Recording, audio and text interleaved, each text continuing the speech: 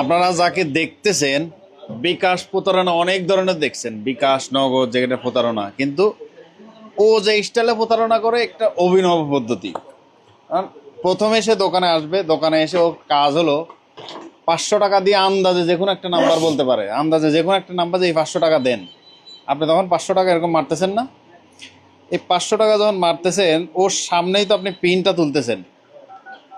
ও just 500 টাকা কোন নাম্বারে মারলেন এটা জরুরি না, জরুরি হলো ওই যে পিনটা যে মারছেন ওইটা দেখা। রিস্ক নিছে 500 টাকা, দেন মারা শেষ। কিছুক্ষণ পরে দোকানদার যখন ধরুন খুব ব্যস্ত হয়ে যায়, ওই মোবাইলটা নিয়ে 10 সেকেন্ডের মধ্যে সে ওখানে যা সম্ভব এই নাম্বারে যখন 20,000 আছে 20,000 পাঠিয়ে দিবে, 30,000 30,000 পাঠিয়ে দিবে। আপনি টেরও পাবেন না এই ব্যস্ততার মধ্যে।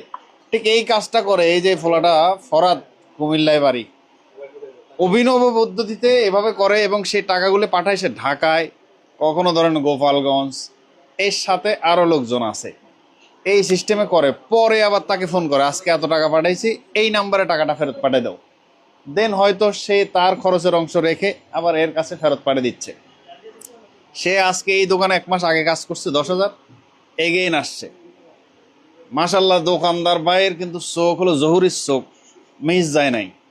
সে যথারীতি পেয়ে গেছে যে তুমি তো গত মাসে আমাকে একটা কাজ করে দিয়েছো, তো তুমি একটু বসো, তোমাকে দরকার। এই সে ফরাদ।